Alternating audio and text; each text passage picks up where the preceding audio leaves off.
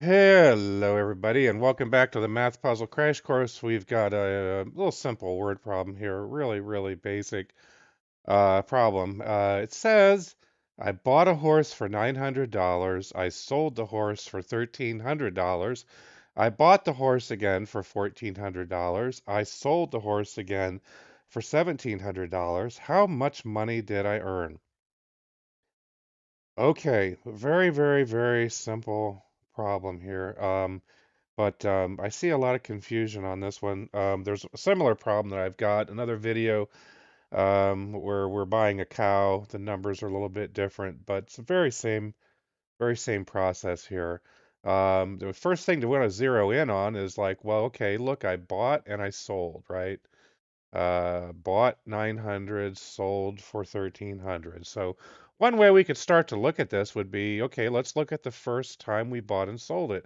They bought it for 900. Now, keep in mind, this says nothing about how much money we're starting with. We have no idea. I might have $1 million. I might have $1,000. I might have borrowed it all. I might be putting this on a credit card. That's part of it's pretty much irrelevant. Some people get focused on that and they get confused. Let's look at the sales. I bought a horse for 900. I sold a horse for 1,300. Very easy, right? You can take what you got, subtract what you spent. 1,300 minus 900 is $400. I don't think too many people are going to argue that he made $400 on that first sale. Let's look at the second time he's bought and sold it, okay? And we're gonna look at these separately. I bought the horse again for $1,400. I sold the horse again for $1,700. Now let's stop for a minute, okay? Once again, we're not concerned about how much money he has.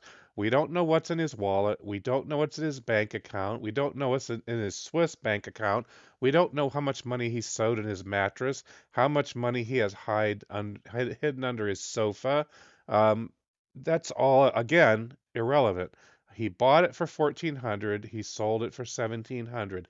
Obviously, he had enough money to do that. Maybe he works as a waiter, a barista, a factory worker, a lawyer, a doctor. We don't know. He gets his money somehow, right? Um, Whatever. So he bought the horse for 1,400, he sold it for 1,700. So once again, take what you brought in, 1,700, subtract 1,400. He made $300 on the second sale. Really simple. So if you want to find out how much he made altogether, well, you would add the amounts he made from the first sale, which right here is, whoops, sorry, I get that pointer. He made $400 off the first sale, $300 on the second sale. The total is $700. He earned $700. So if he had $1 million that he owned, and he went through this process of buying and selling this horse twice, he'd have $1,700,000. He made $700 more than whatever he had to start with.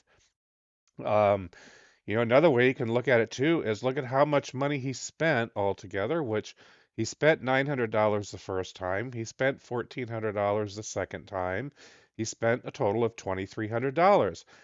The revenue, the money that he brought in from selling it twice, was $1,300 the first time, $1,700 the second time, for a total of $3,000.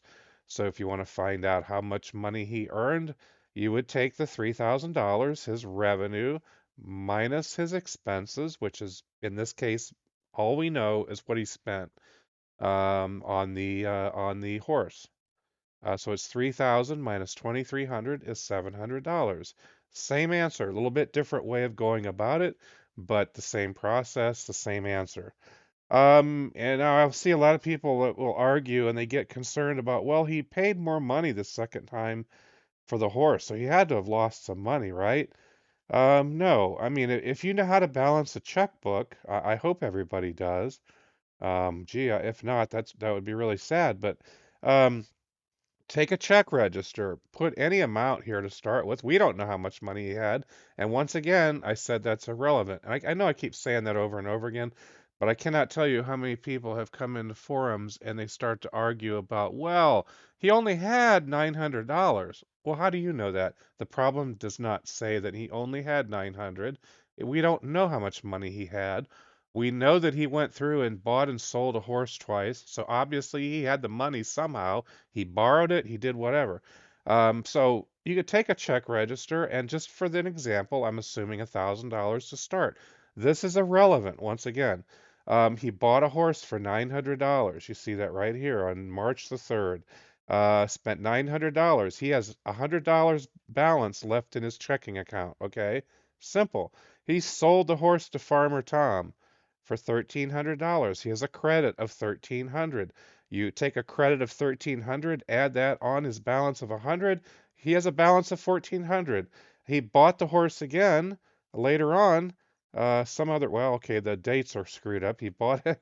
Yeah, don't go by that. February 24th, 2023. He bought it for $1,400 again. So you take the 1,400 minus 1,400, his balance in his checking account is zero. Then he decides to sell the horse again back to Farmer John, a different farmer. It doesn't matter who the farmer was. He sells it for $1,700. So he sells it. He has a credit of $1,700.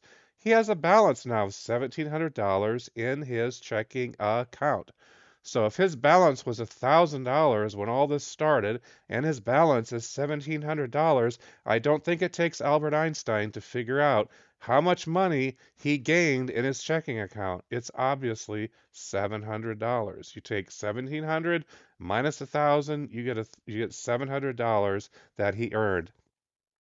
Now, yes, we don't know what he spent on feed, transportation, blah blah blah blah blah, all that stuff. That's irrelevant in this problem. This is a simple, childish mathematics example, and that's all it is.